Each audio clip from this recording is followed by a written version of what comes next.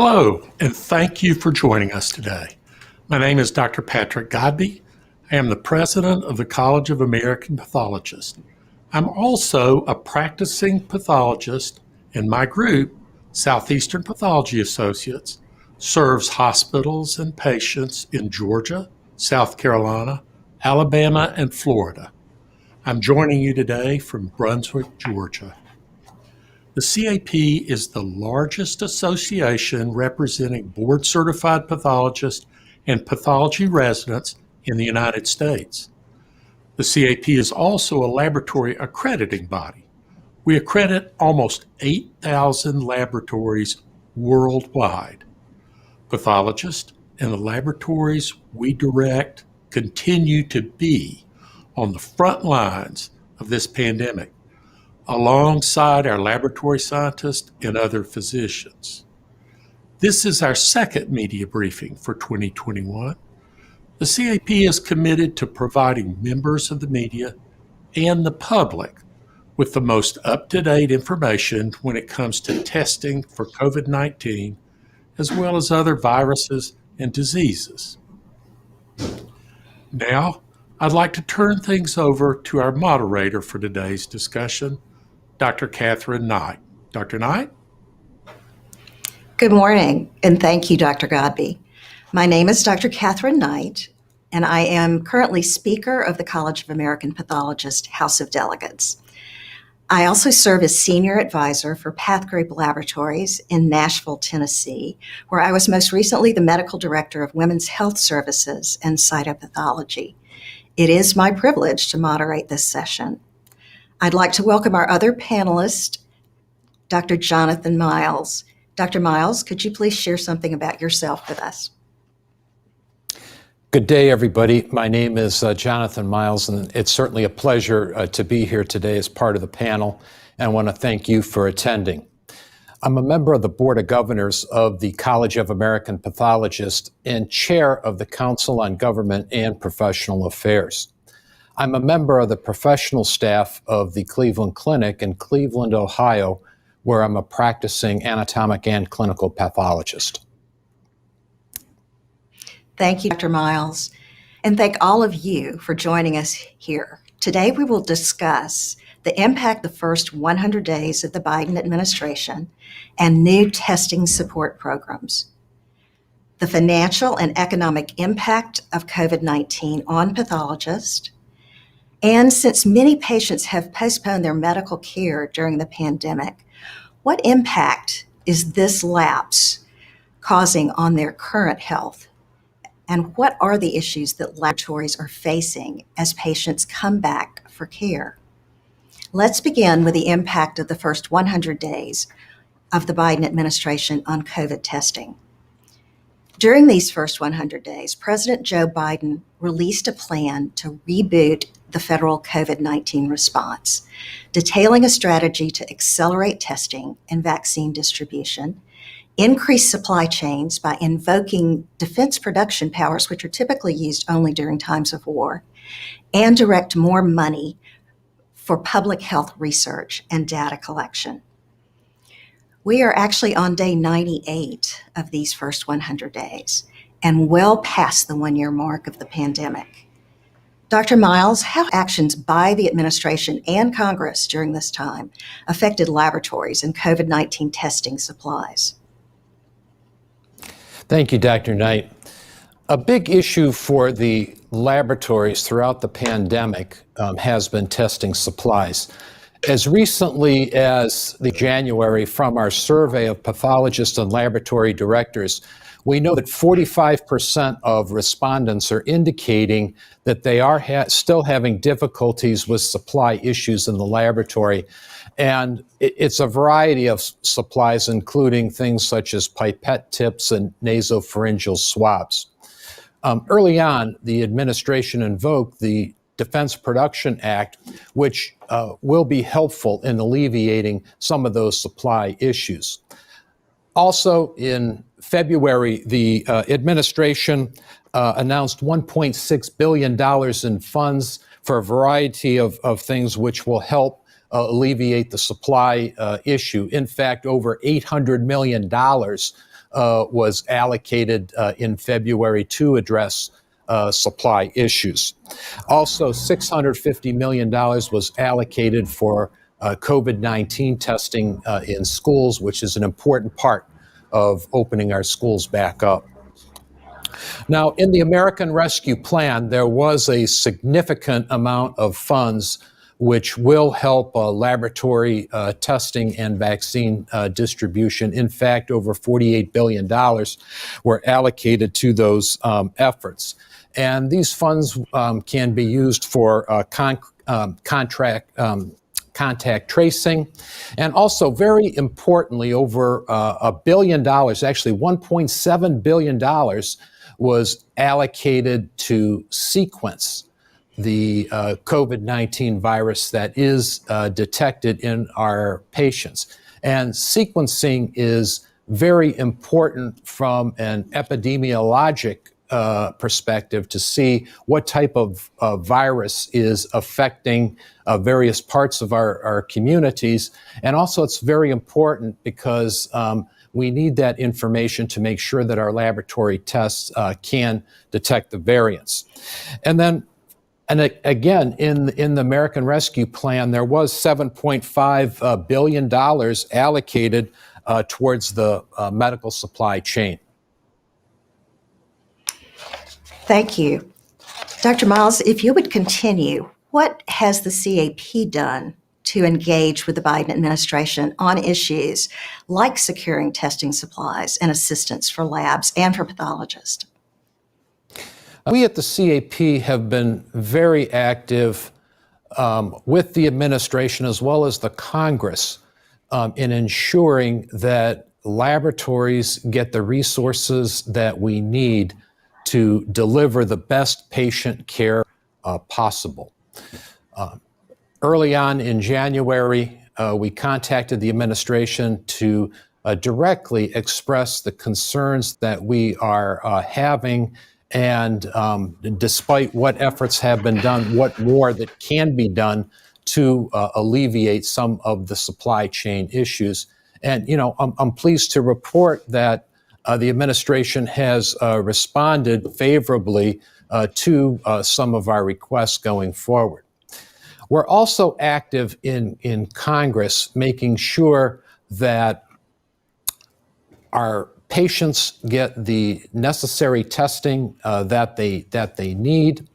And also, in the rescue package, we want to make sure that funds are allocated to some overlooked areas. For example, we've been very active in forensic pathology. Our medical examiners have played a major role during the pandemic, and we wanted to advocate that some of the funds that have been allocated to state and local governments, some of that money finds its way into the medical examiners' offices to support the work that they do that benefits all patients. Thank you for that. I think the three of us all know that the College of American Pathologists frequently surveys its membership just to keep the pulse of what's going on with them. Dr. Godbey, can you let us know if supply issues are still a problem with our membership?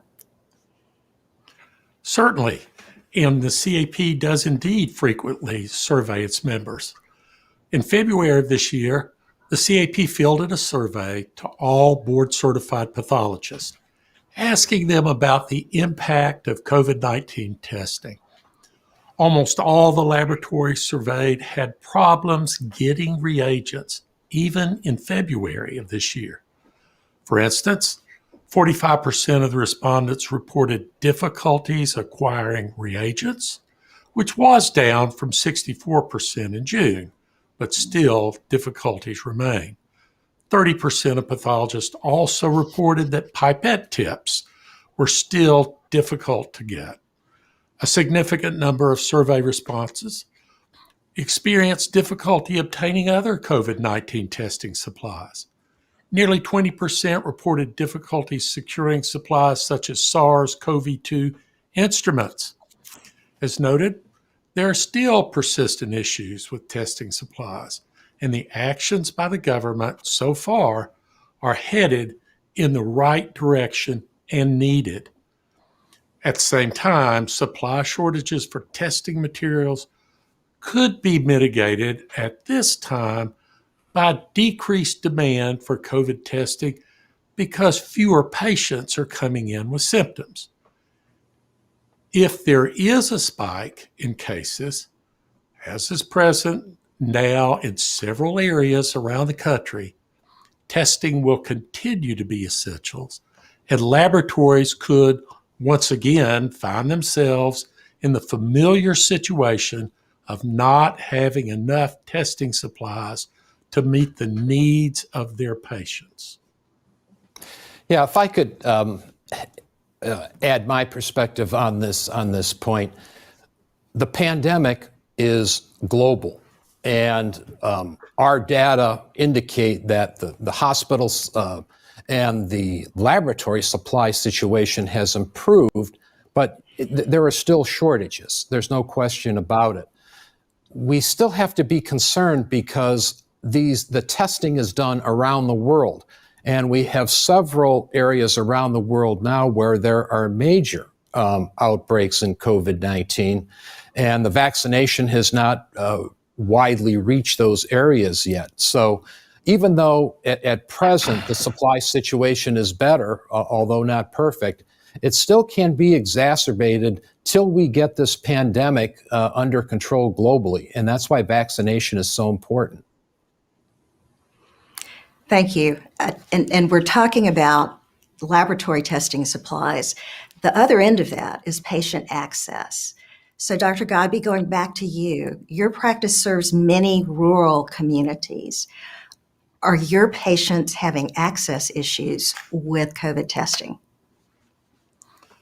Absolutely.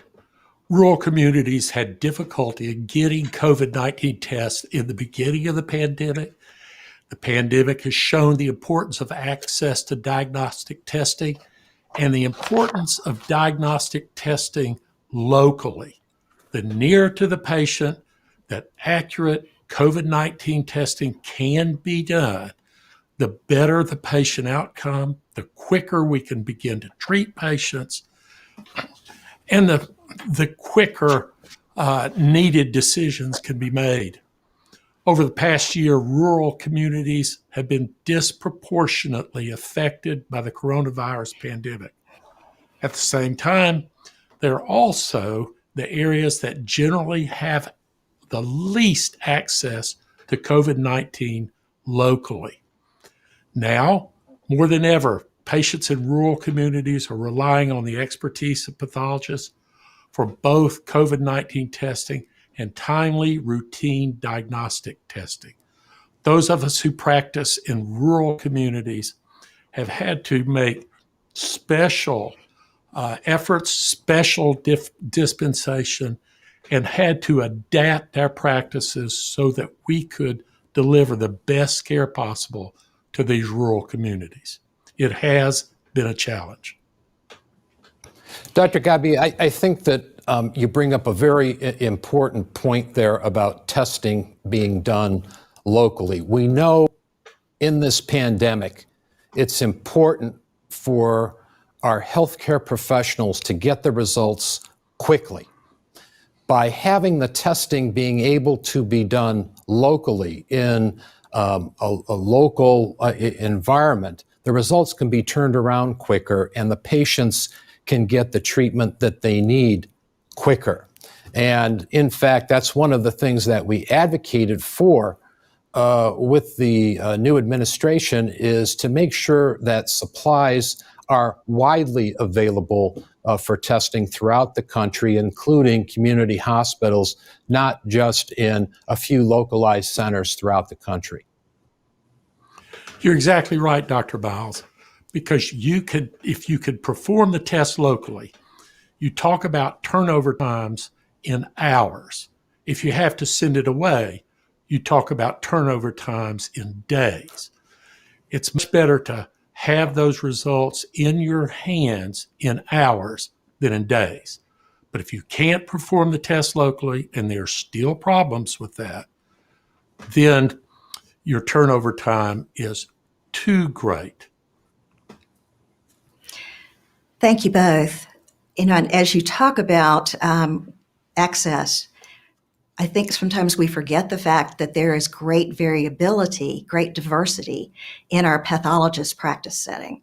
You're talking about, what's happened with access in rural settings.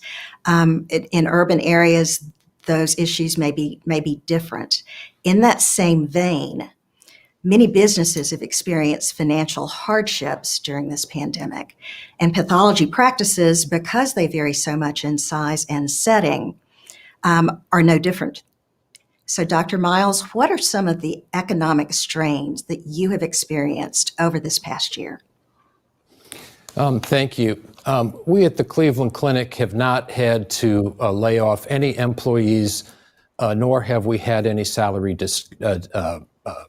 decreases. However, we have felt the economic pain just like everybody else. So, we have decreased some of our capital projects going forward.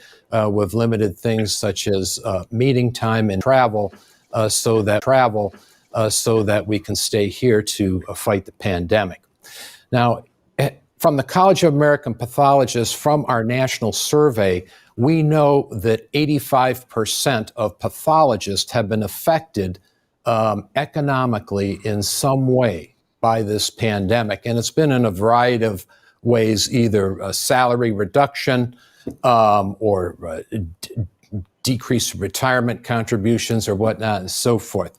And the reason that pathologists have been affected economically is there was a marked decrease in volume of specimens that we received. We know during the height of pandemic, many practices reported a 50% drop-off in their anatomic pathology volume, and in many cases, there was a much greater decrease in volume. The same thing on the clinical path side. In the non-COVID laboratory test side, there were decreases, but the decreases were not as great as on the anatomic side. And if you look at 2020 over 2019 data overall for the entire year, anatomic volume was down about 20%, and clinical laboratory test volume is down about 10%. Thank you. Dr. Godbey, as president of the College of American Pathologists, I know that you hear from pathologists around the country. What's your perspective, and what are you hearing about how these laboratories have been impacted economically by the pandemic? Overall cases in laboratories have dropped compared to previous years. At the same time, laboratories have had to purchase multiple expensive COVID-19 testing platforms because of testing supply chain issues. Instrument A, those have dried up. So on Tuesday, I need to go to instrument B and see if I can buy reagents and consumables for that. As well as labs have had to implement social distancing and workplace safeguards for employees. We had to change the base demands, but to keep our fellow medical laboratory scientists safe. To alleviate the economic impact of the pandemic on pathologists, the CAP is diligently working to stop Medicare payment cuts to pathologists and protect the value of pathology services and vital access to diagnostic patient care. You're Dr. correct. Godbey, That is. Go ahead, Dr. please. Godbey, what you're saying is, buying new instruments and doing all that. Not only do you have to buy the equipment and the supplies, but you have to validate the equipment. You have to train personnel. Are experiencing decreased revenue, and that certainly has put a strain on us in the laboratory. It has. Thank you for And that. I couldn't agree with you more. The bread and butter testing that we've done in laboratories for nation of financial hardship on labs, having to have increased space, and to continue to meet the demands of patient care. to delve into, what has Congress done? What assistance has Congress provided to pathologists and their laboratories? And then forward, do we need from Congress and the Biden administration? And Dr. Myles, I'll turn to you for those two questions. Thank you. Throughout 2020 and currently in 2020, there's the challenges that we face in the laboratory. Now, in the CARES Act, there's various provisions in there that will assist pathology practices because many pathology practices are, in fact, small businesses. So we were active at the legislative table in making sure that the Medicare Accelerated and Advanced Payment Program would be available to pathologists such that we could get an advance on our Medicare payments. We also made sure that really was very essential to many of our small businesses staying alive. And also, the Provider Relief Fund payments were very helpful us alive to get us through the hardship, particularly that we faced in the summer and the fall. Now, there are still challenges. There's no question about that. A quirk in the Medicare payment system, we as pathologists and other specialties are slated, and this is not the time for cuts to be made because our costs are up, our revenues have been decreased, and we've responded to the pandemic by getting tested to get a reduction in our payments going forward. The other issue that we are dealing on a regulatory front is reporting requirements. So we're very report we have access to. Dr. Godbey, do you have anything you'd like to add to that? I think that we need to understand the financial situation of our labs and understand that cuts would be extremely detrimental, particularly at this time. To defer their own health care. I think we want to look at specifically what everyone has been seeing in their laboratories when it comes to more advanced, because we've seen decreased volumes during this past. It almost seems that, in essence, the only real has been COVID. And for some during this period of time, the cycle of routine preventative care has honestly been broken. And as physicians, at the end of the day, we're pathologists, and our focus is on our patients. We clearly don't want the impact of delayed or postponed care over time to actually be greater than the impact of the pandemic itself. So anecdotally, my personal practice has been patients began to come back for their Pap test, for their endometrial biopsies, for their breast biopsies. We started to see increased numbers of dysplasia, which is a premalignant change, as well as overt carcinomas. Seeing patients with more advanced diseases, cancers, or chronic illnesses.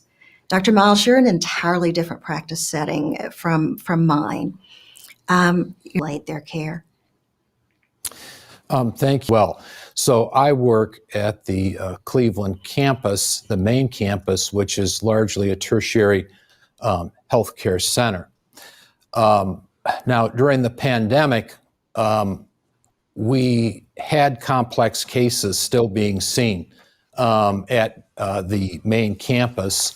And in fact, we had patients referred to us for surgery and care because, as you know, many geographic areas were overrun and some patients needed, surgery now, and elective procedures during the height of the pandemic.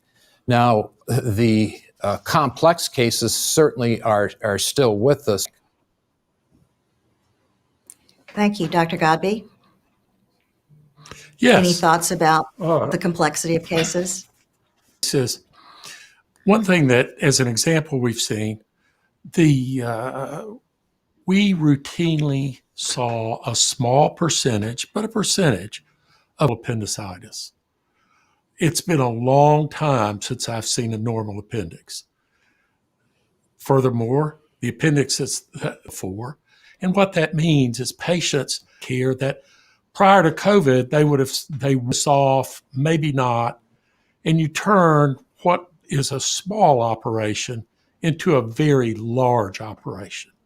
Another example that a patient broke their hip and waited 4 weeks to come in because they were afraid of contracting COVID. Bigger operation requiring more blood transfusions. These are the trends we see. We also see putting off screening colonoscopies, and we've seen an increase than we have in the past because, again, screening colonoscopies were either not a answer to say yes, we have seen changes in our practice, and not for the better, for the worse. Patients are Dr. Myles, what are you seeing as far as diagnostic care volumes in laboratories in general? The volumes have rebounded from the height of the pandemic, and in some places they are at the pre-pandemic level. So volume is back up, and I think that there is some catch-up being done because people did delay some of their preventive care or screening care, like a colonoscopy. So the thing that the vaccination distribution has helped us is that we're seeing decreased amounts of COVID-19 positive results now, and people need to continue to demonstrate appropriate precautions when going to the physician. But all in all, volumes are returning. Good, thank you. So, Dr. Godbey, this is a really important question, I think. Should patients now begin to feel safe to return for their physician tests? Well, that is an important question. And before I address that, I'd like to go back to a topic that we have touched on in some of the other points that we've made, but it's an important topic. I want to go back to the proposed Medicare cuts. Many of the hospitals, as we've talked about before, that my practice serves are rural hospitals. The majority of patients in those hospitals are the most vulnerable patients. They're patients who are economically disadvantaged and minorities. Many of those hospitals were on shaky ground prior to COVID. When COVID hit and the number of services offered in those hospitals decreased, that put those hospitals on even more shaky ground. Also, the physicians that serve those hospitals saw a decrease in their revenue.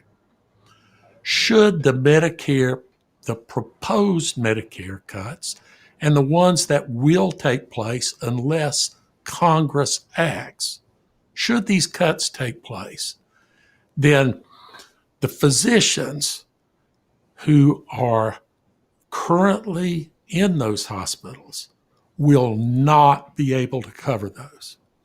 And that means that a large number of patients will no longer have access to care. The important thing to remember about Medicare cuts, again, that will take place unless Congress acts. The important point to remember is this is an access to care issue. And some of our most vulnerable patients will not have access to care if these cuts take place. Now, I didn't want anyone to leave this briefing without understanding that. Medicare cuts are an access to care issue. They threaten those patients there that I'm talking about, and those patients are my patients. And I think my patients deserve access to Medicare just like everyone else. Now, Dr. Knight, going back, and these patients, my patients, everyone's patients, should feel safe returning for their healthcare visits. Chronic conditions such as diabetes, asthma, hypertension require close partnership and a good relationship between physicians and their patients over the patient's lifetime to keep diseases from advancing. Physicians' offices are following best practices and CDC guidelines to care for their patients, with many offering telehealth services. We follow these recommendations, excuse me, at the CAP and in our own laboratories. The public and our patients must also trust and adhere to the scientific recommendations on social distancing, wearing masks, and getting the COVID-19 vaccine when it is available to you. Thank you, Dr. Knight. Dr. Godbey, the thing is you bring up so many good points in your statement. To sum up the issue with Medicare cuts, we as a country do not want to do anything that will exacerbate any healthcare disparities. So whatever action is taken, we want to make sure that we narrow the gap in healthcare disparity rather than increase the gap. Thank you both for that. I very much personally appreciate your passion for our patients. I think just because we are behind the scenes, that at times we're not really directly seen as patient care providers. But at the end of the day, over 90% of the information that's utilized in patient care comes from the laboratory. So, I think you very beautifully expressed that, and thank you. As the world continues to manage the COVID-19 pandemic, our pathologists and our laboratories are working hard to identify the different strains or variants of this virus. So as we move to this topic, Dr. Myles, how are laboratories responding to the different COVID-19 variants? We've heard a lot about the different variants of COVID-19 that have emerged. And for an individual and a patient, the most important thing is to know, do you have a COVID-19 positive result or not? The specific variant will have a little impact on the clinical management of you as an individual. However, the particular variant does have importance for other reasons. One, epidemiologically, such that we know what types of strains are affecting our country and what parts of our country. The other thing which is very important about the variant identification is we have to make sure that the laboratory tests we have can detect that variant. And that's why the sequencing is so important. So there are public health monies that are available and that are being used today, where the government has contracted with certain laboratories to do gene sequencing to see what part of the COVID-19 virus has been affected in the variant. And by knowing that, we'll be able to tell if our laboratory tests can still identify that variant. And that's why the sequencing is so important, and it's great that it was included in the American Rescue Plan. Thank you. So this has been a great discussion, but I think it's time to open it up to questions from the media attending today. So we're going to start with questions that were submitted by attendees in advance of today's media briefing, and then work our way down the list for as much time as we have. And we will try to get to as many of these questions as possible. But if we don't get to your specific question because of time, we'll make sure and get those questions answered after the briefing. So let's go to the first question. And this comes from Brianna Abbott with the Wall Street Journal. And I will share this, I think, first with Dr. Myles, and then Dr. Godbey, if you would like to chime in, that'd be great as well. Many laboratories invested in expensive equipment and sometimes even lab space in order to scale up to meet the demands for COVID-19 testing. Have laboratories started thinking about how they might use those resources post-pandemic? Dr. Myles. Thank you. There's no question that the COVID-19 testing resulted in increased costs in the laboratory, and we were forced, in order to fight this pandemic, to increase our instrumentation, train personnel, and whatnot, and so forth. We as a nation needed to do that. Now, although the testing is decreased, in many cases, this equipment can be used for other types of molecular tests. So as the pandemic goes down, this equipment can be used for other types of tests that are done on a similar platform. And we talked a little bit earlier about the importance of why testing needs to be done locally, because the turnaround time is so much faster. So what some laboratories did during the height of the pandemic, in order to get that testing done locally, instead of doing some of the molecular tests that they would normally do in-house, they sent those tests, the non-COVID tests, out to other larger reference laboratories to do that non-COVID testing, so they could get that COVID testing turned around as quick as possible. And one of the things in the laboratories, we're always concerned about the patient. It's the patient first. So it's in the patient's interest to get that result as quick as possible, and that's what laboratories did. A couple of other comments, if I could. I agree with Dr. Myles completely. A lot of new equipment was brought in when we could get it. There was shortage of equipment. And some of the things that we will do, though, is in laboratories that had platforms that they could switch to running COVID-19 tests on, some of these platforms are worn out. So the new equipment that we bring in will replace those platforms. Other things, tests that we did indeed have to send out, we'll be able to bring back. Many hospitals in South Georgia, for instance, had to refer out their chlamydia and gonorrhea testing. Many of those labs will be able to use the new equipment that we purchased to not only replace our old equipment, but to bring those tests back in-house. So I don't think we're going to have a problem utilizing the equipment that we brought in, but it did represent a financial burden, which we were not expecting at that time, particularly during a time when these very laboratories' revenues were down. But we'll be able to use the equipment. Thank you, Dr. Godbey and Dr. Myles. So our next question is from Cheryl Huggins Solomon with Everyday Health.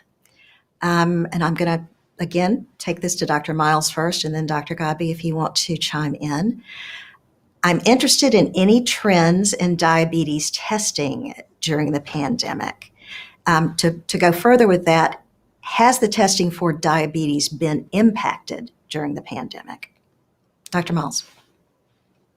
Well, diabetes and the COVID-19 is a very complex topic. And matter of fact, just yesterday or the day before, I was reading an article where, at least in children, what one center found was there is an increase in a complication of diabetes called diabetic ketoacidosis. We know as well, and it's been widely publicized, that patients with diabetes often have may have an aggressive course with their COVID-19 infection. Also, there's emerging evidence that the COVID-19 infection itself can cause abnormalities in your blood sugar metabolism as you get the infection. But importantly, we've talked about preventive care being delayed during the pandemic, and in preventive care, that is where diabetes is caught in the early stages or pre-diabetic states, where it is often reversible. So as we get back to seeing our physicians on a regular basis for screening for diabetes, we'll be able to identify those cases, because delaying diagnosis or delaying the identification of a risk factor such as pre-diabetes is not good for your health. What we've Excellent, thank you. seen is the general trend, just like with many other types of tests.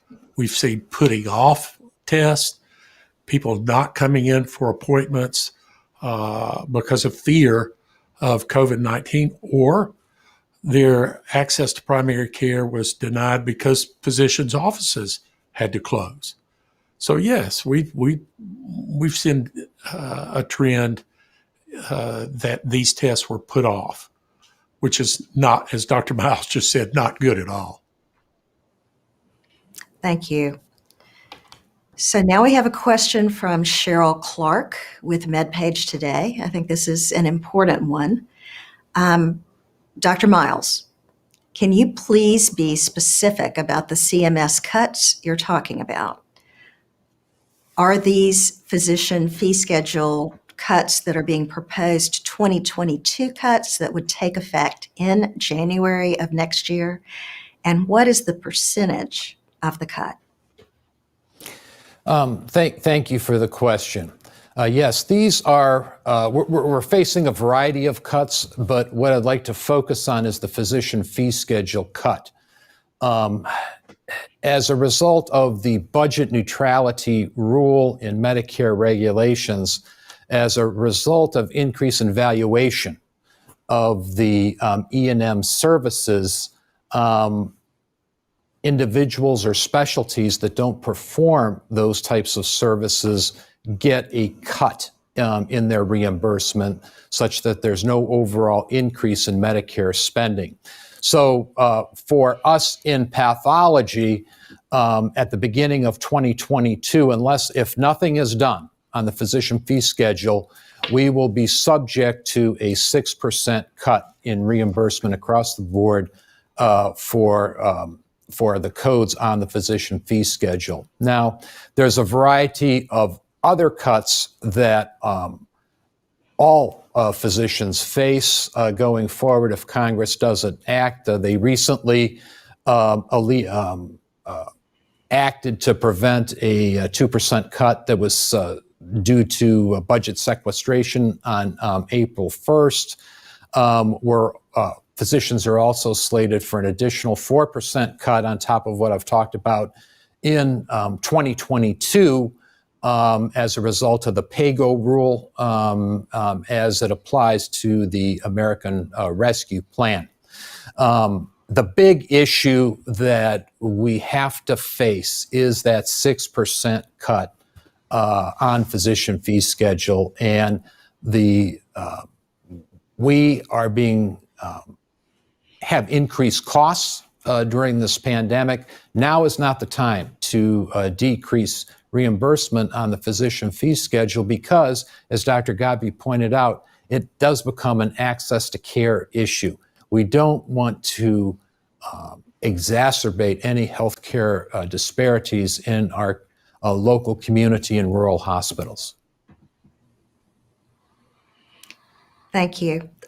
I think we have another question now that in many ways is somewhat related to this last answer you just gave. So Dr. Myles and Dr. Godbey, what's on the CAP wish list in working with the Biden administration going forward? Well, I'll start out on there. Okay, the biggest issue that we are facing is the E&M issue, because we need to fix that, or else we're going to have practices that will be in trouble come 2022. The other issue that we are dealing with is a regulatory issue in terms of reporting requirements that laboratories have in regard to COVID-19. We have to make sure that the government agencies that require us to submit data, that the data that they want us to submit that we have in terms of patient demographics. And we're actively engaged with the CDC on that issue going forward. And then thirdly, in the funds that are distributed, we have to make sure that we have some of those monies that go to the states, that we want to make sure that they are earmarked to medical examiner offices to support the testing that they do related to the COVID-19 pandemic. Just a couple, excuse me, just a couple of comments. The reduction, the Medicare reductions that will occur unless Congress acts, don't just affect pathologists. They affect a large number of other physicians necessary to provide care to patients. This is also support services. All of these will be jeopardized. All of these specialties and their availability to patients will be jeopardized unless this is changed. Excuse me. So I think this is extremely important. I think distribution of funds where they're needed is also extremely important. We're anxious to follow up to see where these go. And we're pleased to be able to have some input into the way some federal funds are spent. And we look forward to interacting even more with the Biden administration in helping alleviate the pandemic. Thank you. Thank you, Dr. Godbey. So cases of COVID are still on the rise in about 12 states. In Michigan, for example, hospitals are still hovering at capacity. With vaccines getting into more arms, it seems people are putting testing on the back burner. Can you talk about why the need for testing is still important today? And I'll just jump in briefly. I think we are almost at a tipping point. We're seeing, so many more people vaccinated, but we still see so many more people that aren't. And I think until we reach that point where we see population jumping in and getting past some of the trust issues that they've had with vaccination, that we will need to continue testing going forward. I think testing is critical to our resuming normalcy. And I think a lot of us now struggle a little bit to remember what normalcy is, but I think we will never get away from testing until we are at that comfort zone. I suspect that COVID testing, and this is just, my personal take on this, that COVID testing will over time become, sort of like a testing for flu. So I think it will, in essence, become a part of our daily lives.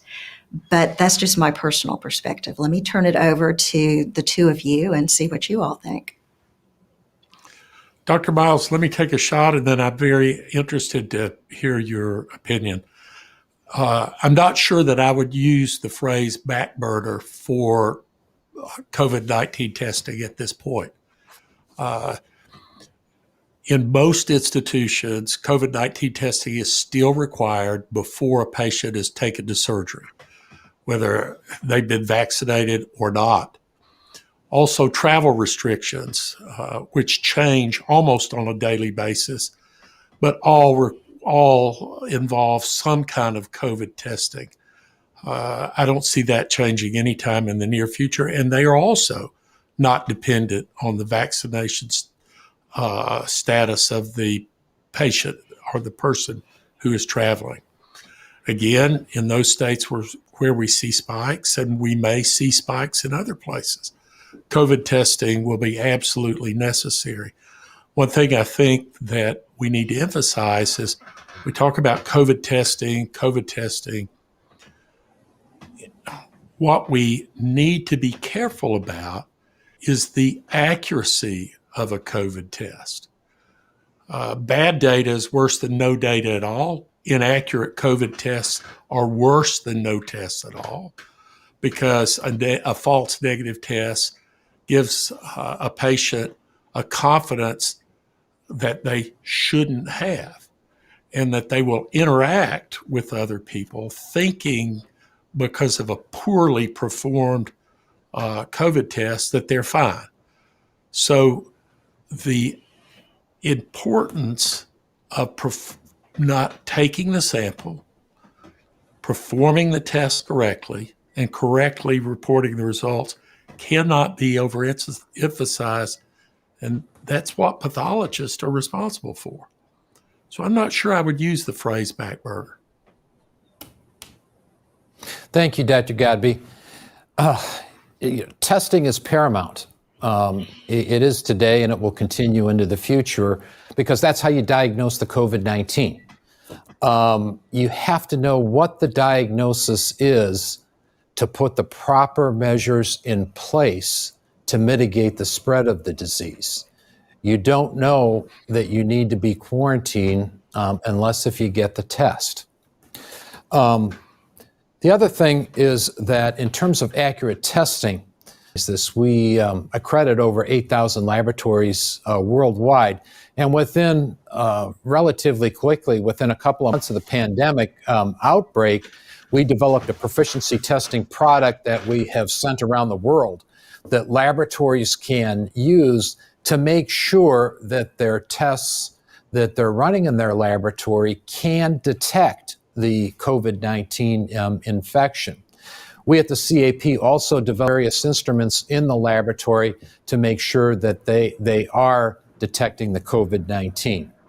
Now, the other thing is that as vaccine distribution becomes more widespread, there will be a decreased or decreasing amount of infection. But it's very important to still follow the CDC guidelines. And in fact, we had a statement yesterday from the CDC where they talked about this, where in selected situations, there is some keep doing what we're doing. We need to push vaccine. If you have the opportunity to get the vaccine, take it.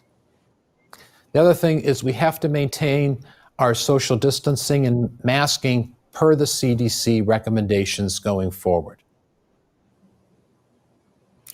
Thank you both. And we're moving into our last question, and I think what you just said was something of a segue to that. Because of vaccine hesitancy, how important is it for everyone to get a COVID-19 vaccine? We've suggest that, we're close to 50% of the population getting at least one shot, but there's still a very large, I've heard up to 40% of the population, feeling that access to the vaccination is for the population. So I'll turn that over to the two of you as we wind up the session. Dr. Godbey, you want to start? Sure. Certainly. Vaccination is extremely important. And you're right, there's several trust issues. But I guess the best testimony that I can give is that I have been vaccinated, my wife has been vaccinated, and my only child, who is a physician, has also been vaccinated. I think that's the best endorsement I can get. Dr. Myles? There's certainly a very small risk of complications from a vaccination, but the risk is extremely small. And that has to be outweighed by the devastation that can occur with a COVID-19 infection. We all saw on the national news the effects of a COVID-19 infection during the height of the pandemic. We want to prevent that. We want to stay healthy. And the way to do that is you get you get the vaccine. I can tell you, as soon as I was notified that the vaccine was available to me, immediately I scheduled a slot for me to become vaccinated. So thank you both. Our hour is drawing to a close. I want to again sincerely thank you for your wisdom and your involvement with the College of American Pathologists. And at this point, I also want to thank all of you who have been here with us today. Dr. Godbey, do you have closing remarks you want to add? Certainly. Thank you to Dr. Knight, Dr. Myles, and all who participated and submitted questions today. I want to urge the media who joined us to please continue to reach out to the College of American Pathologists for any information and comments when it comes to laboratory testing, including COVID-19, or for any follow-up information from today's briefing. Please visit our multimedia newsroom to view this briefing again and for other information about pathology and pathologists. Our next media briefing is scheduled for September 2021 during the CAP annual meeting. As always, the CAP urges everyone to get vaccinated, to continue to wear masks, and practice social distance guidelines. Again, thank you so much for joining us today.